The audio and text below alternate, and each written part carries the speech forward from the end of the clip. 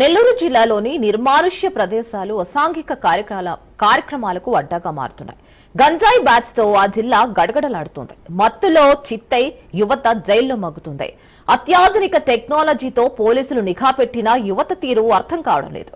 నెల్లూరుని వణికిస్తున్న గంజాయి మత్తుపై Raj news special story.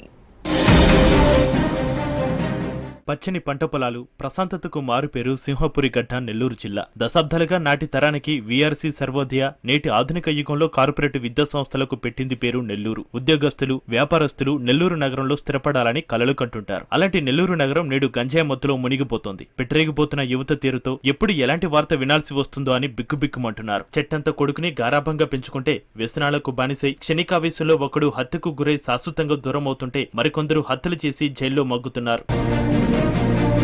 అలాగే నెల్లూరు నగరం అసాంఘిక కార్యక్రమాలకు అడ్డాగా తయారైంది. నెలలో 2 హత్యలు జరుగుతూనే ఉన్నాయి.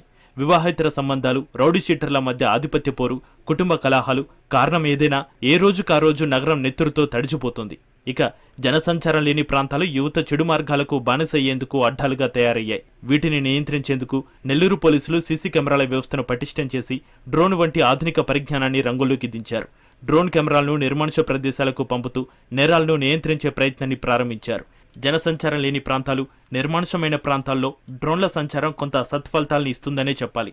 డ్రోన్ సహాయంతో గంజాయి, మద్యం, వివిధ మత్తు పదార్థాలను స్వీకరిస్తున్న యువతను గుర్తించి పోలీసులు వారికి తల్లిదండ్రుల సమక్షంలో కౌన్సిలింగ్ ఇచ్చే కార్యక్రమాన్ని నెల్లూరు పోలీసులు నిర్వహిస్తున్నారు. పారిశ్రామికంగా వేగవంతంగా అభివృద్ధి చెందుతున్న సింహపురి ఇలాకాలో అశాంతికి కారణమవుతున్న ఘటనలు ఆందోళన కలిగిస్తున్నాయి.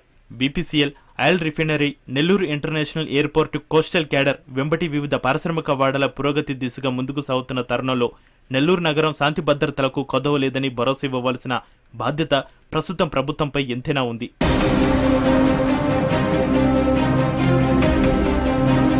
నిర్మానుష్య ప్రాంతాలు కావడం, నిఘాలేమితో శివార్లలోని చాలా ప్రాంతాలు అసాంఘిక కార్యకలాపాలకు అడ్డాగా మారాయి.